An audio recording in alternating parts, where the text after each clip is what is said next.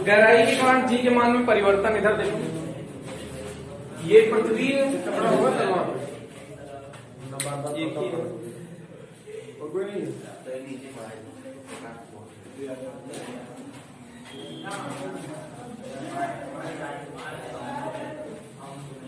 इधर देखो, अब मान लो कि यहां से तुम नीचे अंदर की तरफ चले गए, यहां गड्ढा खोद के पृथ्वी में, और यहां अंदर की तरफ चले गए। ये टोटल रेडियस इसका आर भी है। इतनी गहराई पे चले गए, एच गहराई पे चले गए। यहाँ पे ऐसे आपने गड्ढा खोदा, यहाँ चले आए, ऑब्जेक्ट यहाँ है आपका। तो जिस जगह पे होते हैं वही त्रिज्या आप लेते हैं हमेशा। तो अब देखो, अब द्रव्यमान कौन सा लिया जाएगा, मात्र इतना। जब आप बाहर थे, देखो ये वाला हमने बताया था, ध्यान हो अगर आपको, कि जब आप यहाँ हैं तो इससे होता हुआ एक त्रिज्या बनाइए, ठीक।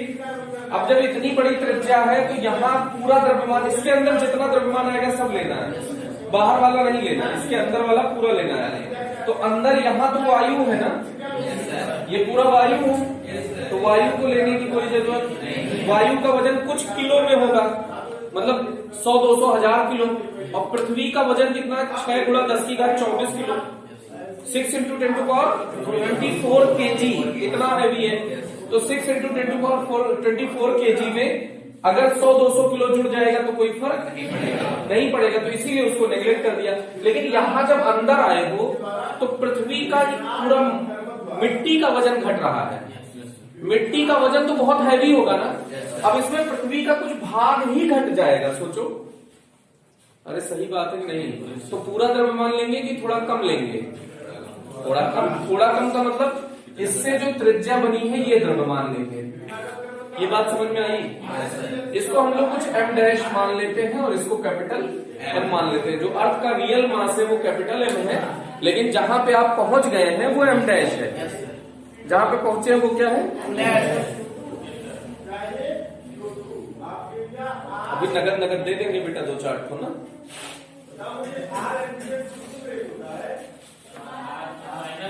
तो ये समझ में आया कि नहीं आया इतना? तो अब देखो, पहले जी सरफेस पे तुम जानते हो, तो जी सरफेस पे कितना होगा? जी एट सरफेस, बोलो। जी एम अपॉन पृथ्वी की त्रिज्या का स्क्वायर, इसमें तो कोई डाउट ही नहीं होगा। अब इनसाइड चले जाओ, एच गहराई पर, एच गहराई पर लिख सकते हो g at any depth, GD, g at any depth. G तो होगा ही, M बदल के M' हो जाएगा, और R माइनस H हो जाएगा, इसमें कोई शक नहीं। बोलो, इतनी डिस्टेंस लेंगे ना ये वाली, तो ये कितना हो जाएगा? R माइनस H हो जाएगा बेटा। R माइनस H का होल स्क्वायर ले लिया जाए, ठीक। अब यहाँ पे प्रॉब्लम क्या है, M' हमने माना है कि M' दिया हुआ है, हमने माना। अब कितनी गहराई पे गए, पता चला 10 मीटर गहराई पे गए तो उतनी पृथ्वी छोड़नी पड़ेगी, 20 मीटर पे गए तो ज्यादा पृथ्वी छोड़नी पड़ेगी, उतना मास हमको नेग्लेक्ट करना पड़ेगा।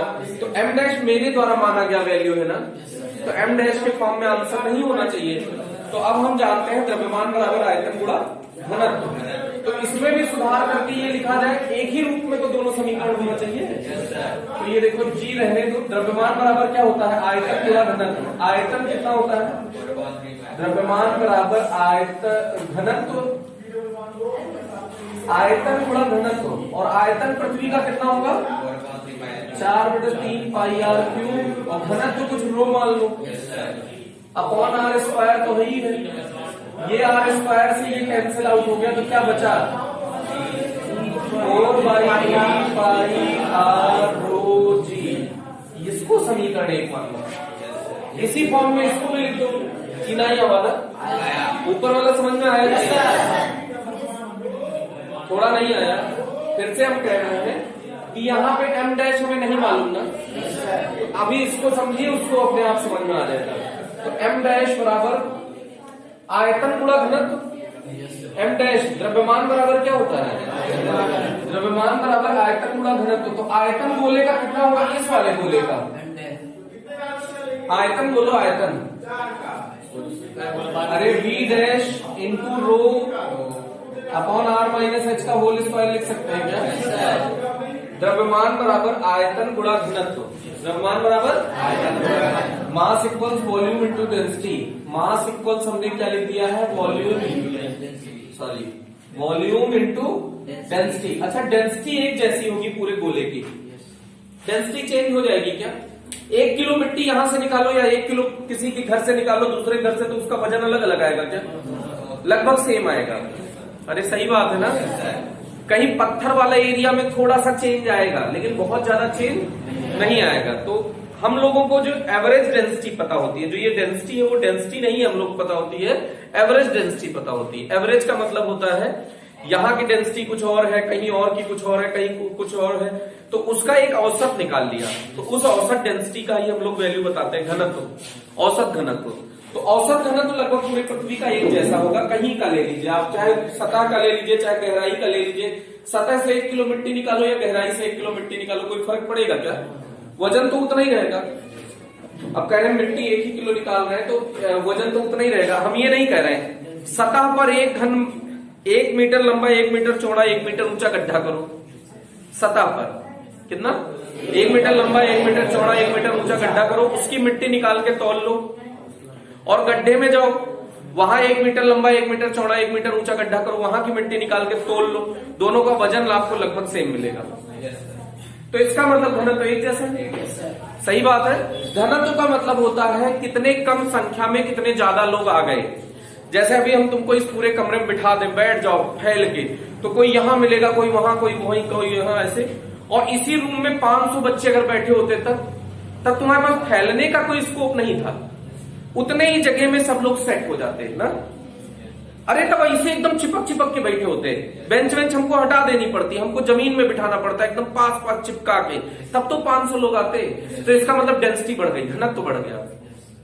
अभी घनत्व कम है इस कमरे का। अगर हम घनत्व निकालें, घनत्व क्या? पर बच्चा आयतन में कितने बच्चे हैं उसी को कहते हैं घनत्व। इतने आयतन में, इस कमरे का आयतन है कुछ ना, आयतन कैसे? लंबाई भी है, चौड़ाई भी, ऊंचाई भी है, कुछ आयतन है। आयतन है तो घनत्व होगा। तो अभी इतने आयतन में मात्र 10-20 बच्चे बैठे हैं, 20-25 होंगे लास्ट, 25 नहीं 30 हो जाएंगे लास्ट ना। अभी आप 30 लोग लगभग बैठे हो, इसी रूम में 300 बिठा दो, घनत्व तो बढ़ गया ना। अब इसी रूम में एक छत यहाँ पे एक लेवल डलवा दो और उस पे भी फर्स्ट फ्लोर सेकंड फ्लोर पे बनाओ। जैसे थिएटर में मूवी देखने जाते होगे तो बालकनी बनती है ना ऊपर, तो एक छत यहाँ पे हल्की सी डलवा दो, चेयर डलवा दो, वहां भी तो बच्चे बैठ सकते हैं। अरे VIP क्लासरूम हो जाए, मतलब अभी स्टूडेंट, नंबर ऑफ स्टूडेंट बहुत ज्यादा बढ़ गए, हमारे कंट्रोल से बियॉन्ड है, तो हम क्या करेंगे? यहाँ पे एक छत डलवा देंगे और उस पे भी बच्चे बिठा देंगे। निकलने का पोजीशन कुछ बनाएंगे कि उधर से निकलो, तो उसी रूम में इस फ्लोर पे है उस फ्लोर पे, तो डबल डेंसिटी हो गई ना यार। तो इसका मतलब घनत्व तो बढ़ गया, डेंसिटी बढ़ गई। तो घनत्व तो समझ में आता है। तो घनत्व तो पूरी पृथ्वी का एक जैसा होगा। अरे सही बात है ना।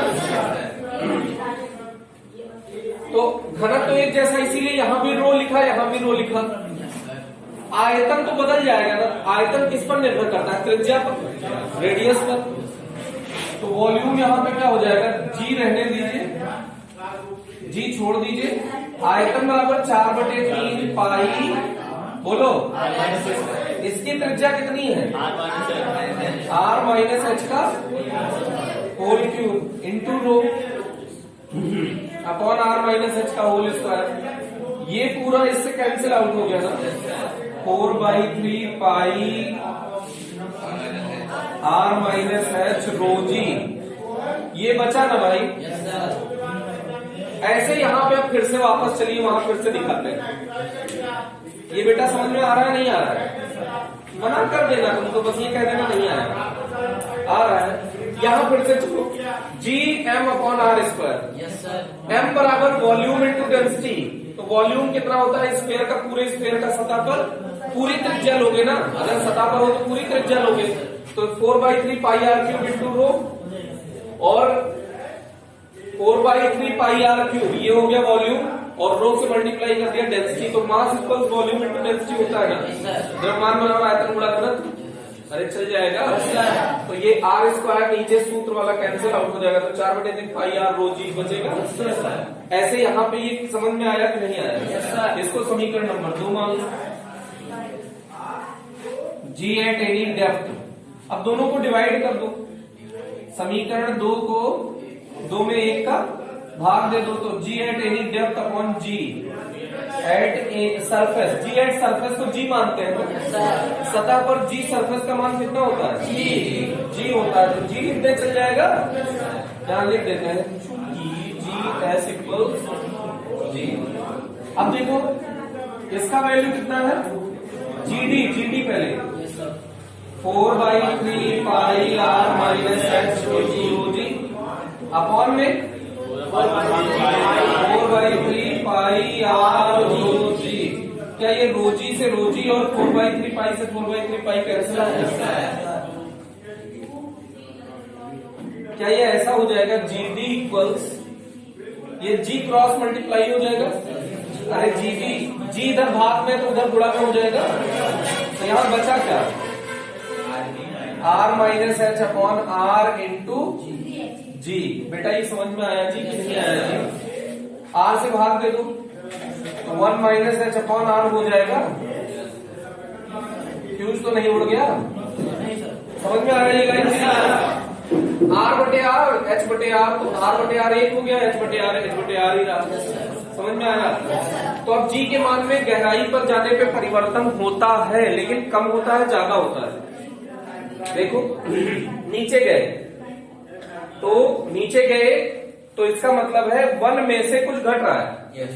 1 में से वहां पे भी यही फॉर्मूला आया था, उसमें था 2h अपॉन आर। वहां पे क्या था? 1 माइनस 2h अपॉन आर। यहाँ 1 माइनस h अपॉन आर। वहां भी घट रहा था, यहाँ भी घट रहा है, तो इसका मतलब गहराई में जाने पर जी के मान में वृद्धि होगी। बोलो भाई, कमी होगी। Very good. अरे कमी होगी ना? ऊंचाई पर जाने पर जी के मान में अरे कमी थी बेटा, वहां भी कमी थी। वहां माइनस 2h अपॉन आर था, तो ऊंचाई पर जाने पे जी के मान में कमी होगी, गहराई पर भी जाने पे जी के मान में कमी होगी। बोलो समझ में आया जी? पक्की बात? तो ऊंचाई पर जाने पर भी जी के मान में कमी होगी, गहराई पर जाने पर भी जी के मान में कमी होगी। तो अब ये समझ में डेरिवेशन आ गया क्या? अब इसके बाद हम लोग आकार के कारण देख रहे हैं। आकार देखिए, ऐसे पृथ्वी का आकार एकदम गोल गोल नहीं होता। फुटबॉल तो देखे ही होंगे, को दबा दीजिए तो ऐसे थोड़ा सा ओवल शेप हो जाएगा ना, अरे थोड़ा सा अंडे जैसा। तो वैसी होती है रियलिटी में पृथ्वी। इलिप्टिकल शेप उसको बोलते हैं। कैसा शेप? इलिप्टिकल। उसको हिंदी में बोलते हैं दीर्घ वृत्ताकार आकृति। कैसी?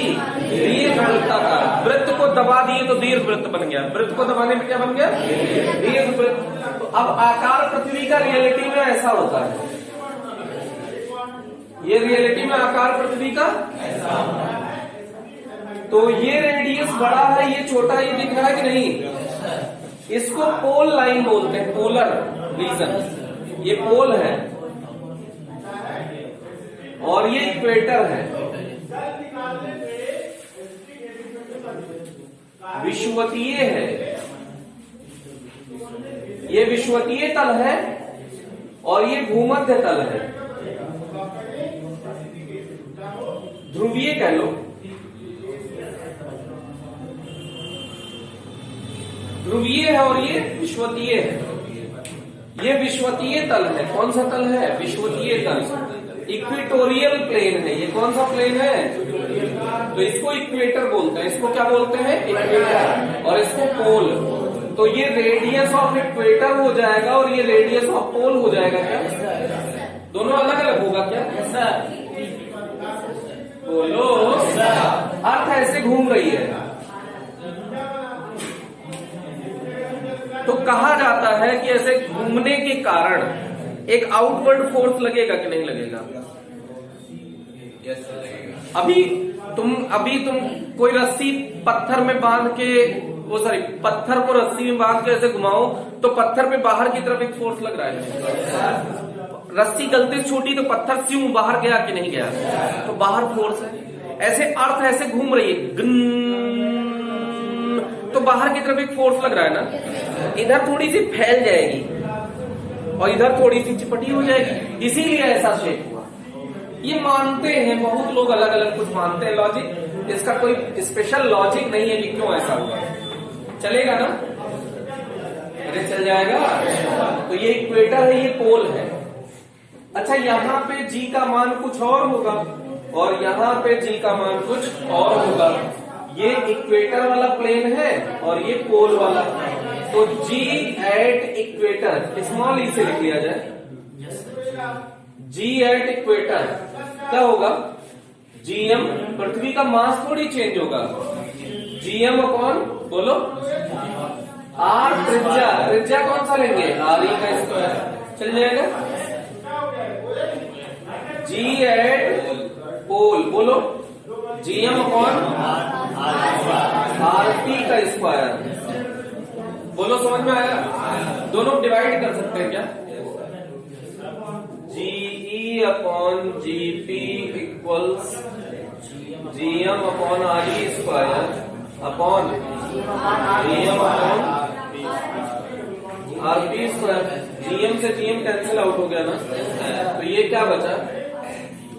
GE upon GP equals R P square upon. इतना समझ में आ रहा है क्या?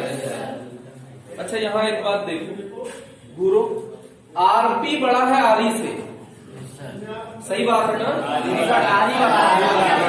बड़ा जल्दी लेके यार, आरई बड़ा है ना आरपी से, साफ साफ चित्र में दिख रहा। आरई बड़ा है आरपी से, ऐसे लिख सकते हैं R is greater than RP, पक्की बात। यहाँ है क्या? आरपी अपॉन आरई, अरे सही बात है ना? तो आरपी के नीचे अगर आरई को बुला लिया जाए, बुला सकते हैं ना? अरे दोनों तरफ आरई से भाग दे दो, चल जाएगा। सही बात। ये वर्ण हो गया क्या? चाहे उसको डायरेक्ट ऐसे करो बुला लाया जाए तो भाग दे दिया, चल जाएगा।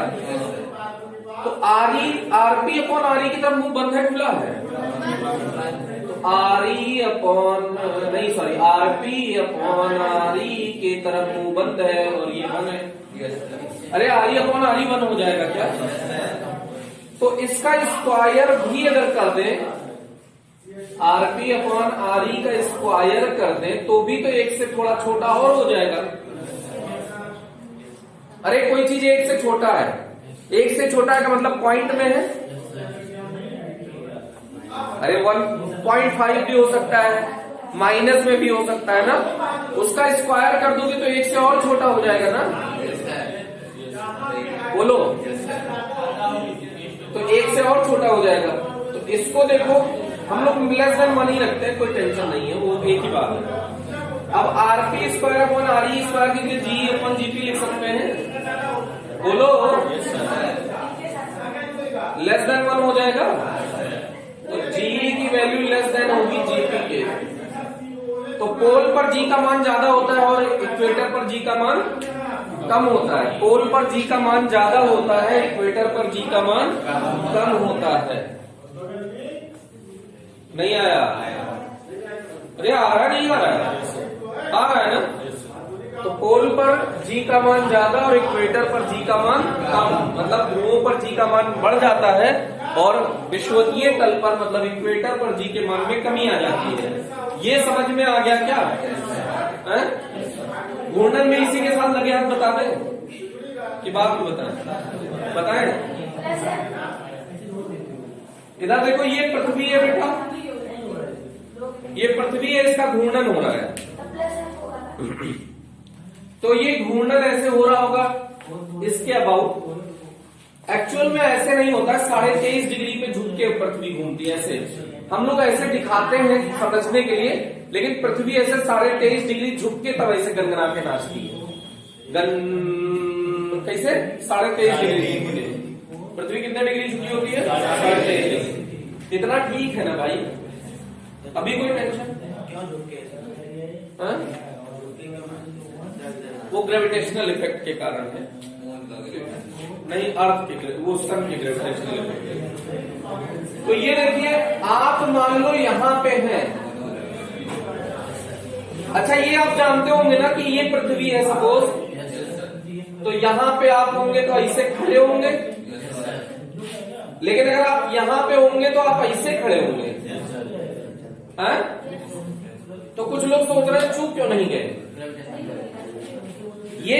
अच्छा, ऐसे थोड़ी खड़े हैं, सब लोग सीधे खड़े हैं, क्योंकि यहाँ पेड़ वेड़ बन रहे हैं। तो कैसे बन रहे हैं?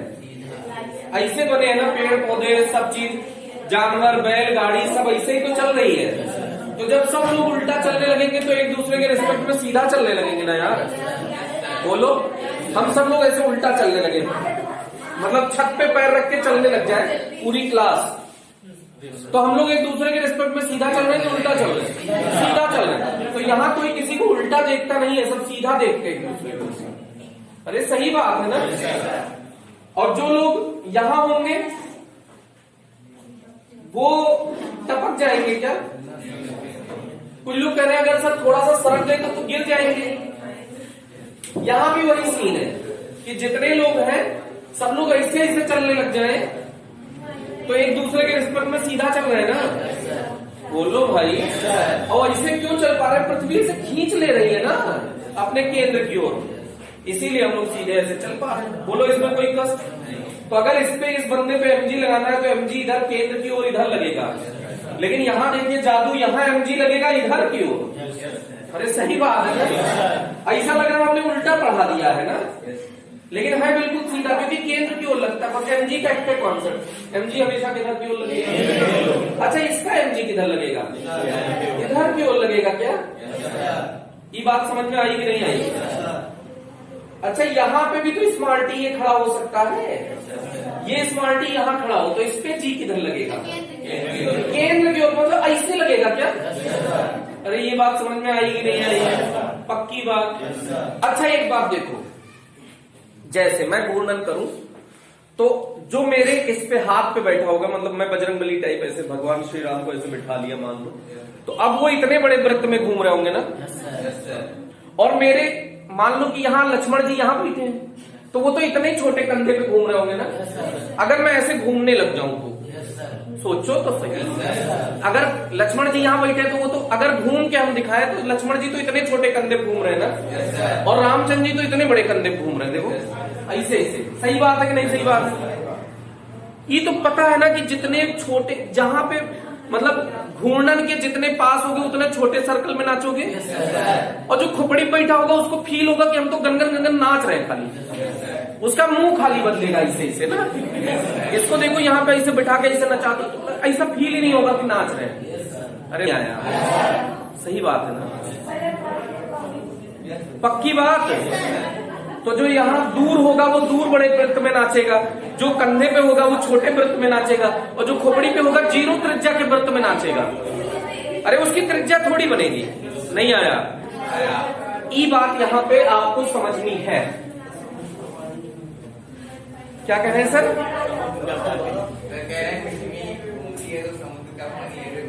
बह क्यों नहीं है? स्यूडो फोर्स के कारण नहीं, नहीं घर्षण कम काम करता है, लेकिन पृथ्वी खींच तो रही है ना। जैसे अभी पानी ऐसे उछाले, पानी कह रहा कहाँ जा रहे हो? यहाँ आओ। पृथ्वी क्या कहेगा? कहाँ जा रहे हो? यहाँ आओ। इसलिए तो है। तुम भी तो ऐसे मान लो कि ऐसे दौड़े और इसे दौड़ते दौड़ते उड़ सकते हो ना, लेकिन पृथ्वी कह रही है कहाँ जा रहे हो बेटा? यहाँ आओ। अरे सही बात है ना। नहीं तो छत से कूदते तो ऐसे चलते रहते शक्तिमान बन के। यहाँ पे हाँ, अगर ऐसा पृथ्वी नहीं खींच रही होती तो यहाँ तो चू जाते ना।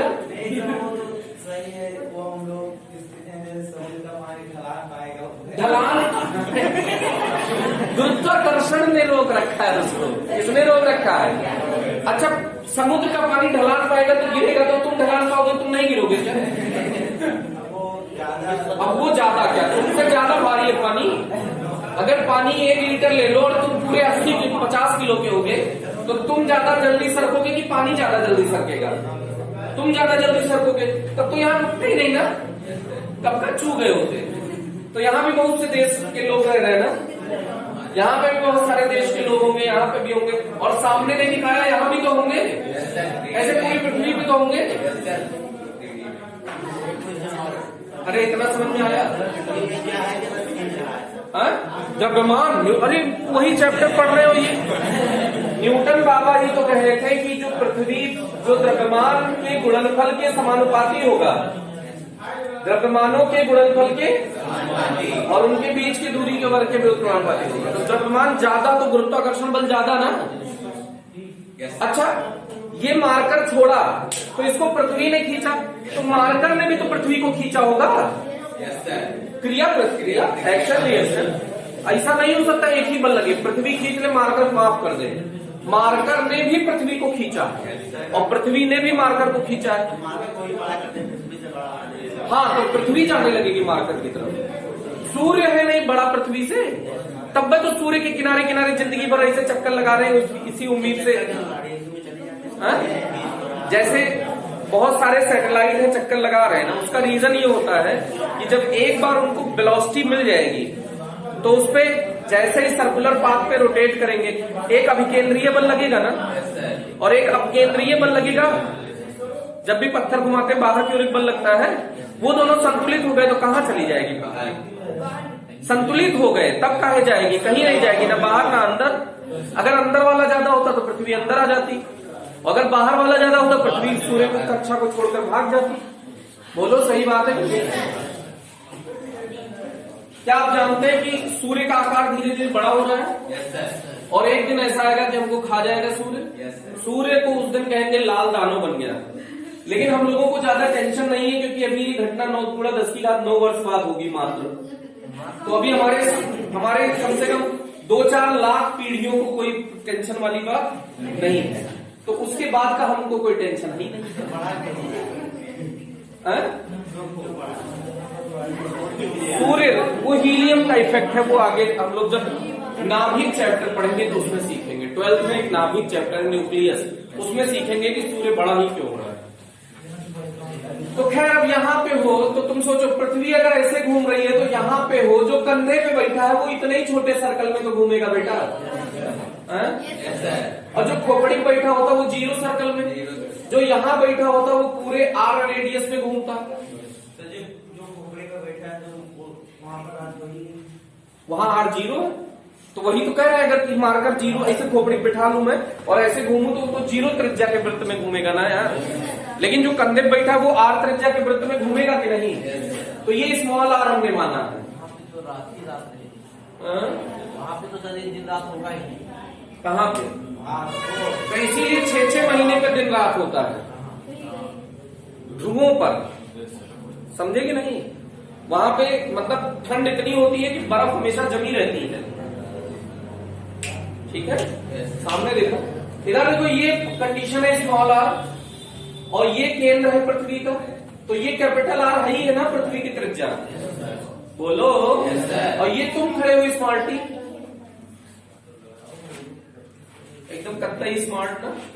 अब इस पे mg लगाओ, किधर की ओर लगेगा? डाउनवर्ड। बोलो भाई, केंद्र की ओर ना। इतने देर से यही नौटंकी सिखाने की कोशिश कर रहे थे, अगर ये कह देते तुम डाउनवर्ड ना तो गला रेत देते। तो इधर केंद्र की ओर लगेगा, ये R नहीं है, नहीं तो कहोगे R की ओर। केंद्र की ओर लगेगा, केंद्र mg है ना। अगर इसका द्रव्यमान m है और गुरुत्वीय त्वरण g है तो mg इधर की ओर लगेगा। अच्छा, जब कोई R त्रिज्या छोटे वृत्त में ऐसे घूम रहा है तो इस पे आउटवर्ड एक फोर्स लगेगा कि जिसको क्या कहेंगे? mr omega square. जब कोई वृत्तीय पथ पर घूर्णन करता है तो उस पर बाहर की ओर बल लगता है जिसे mr ओमेगा स्क्वायर कहते हैं कि नहीं कहते? ओ माय गॉड, इसका घूर्णन की आवृत्ति वेग है, घूर्णन वेग, कोणीय वेग।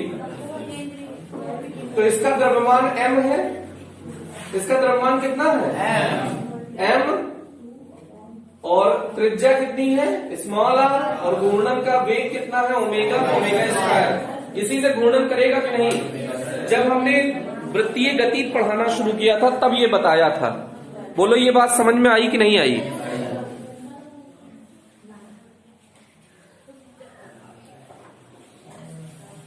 इतना तो समझ में आ गया होगा ना।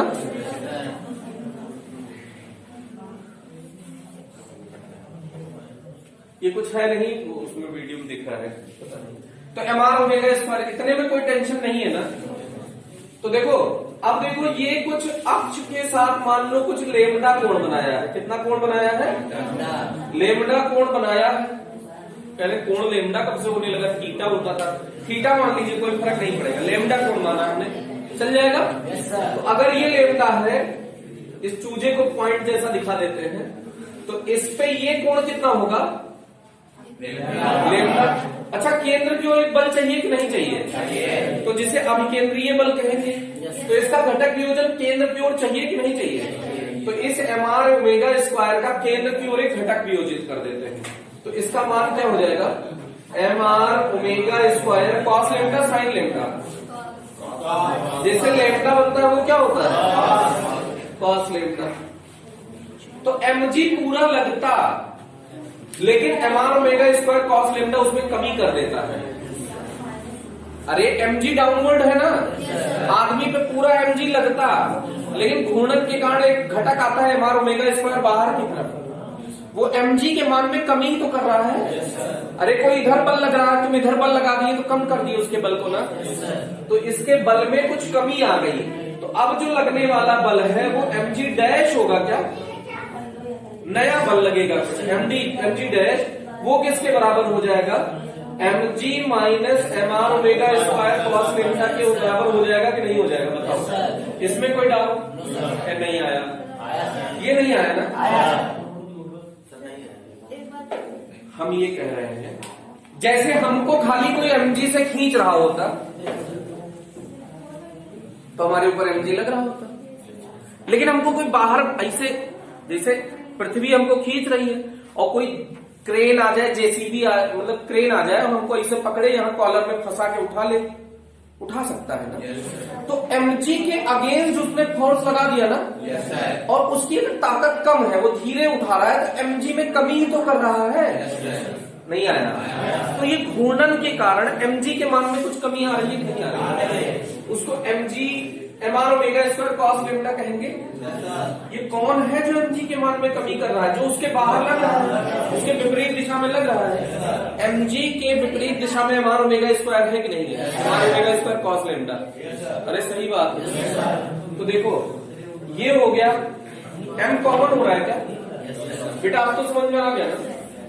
m कॉमन हो गया तो बचा क्या?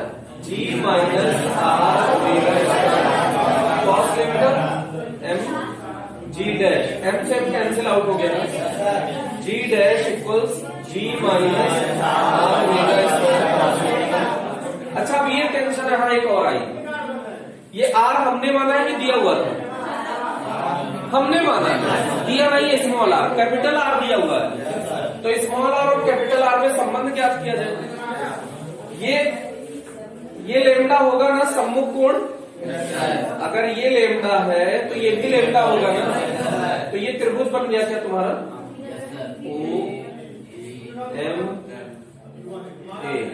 OM त्रिभुज से, त्रिभुज OM से कोण के सामने वाली भुजा क्या कहलाती है?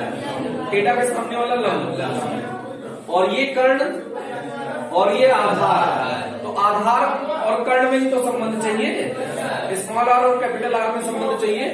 तो क्या लगा दिया जाए? साइन कॉस टैन में। अरे आधार और कर्ण में संबंध चाहिए, कॉस लेमडा बराबर, कॉस लेमडा बराबर आधार। आधार कितना है? R।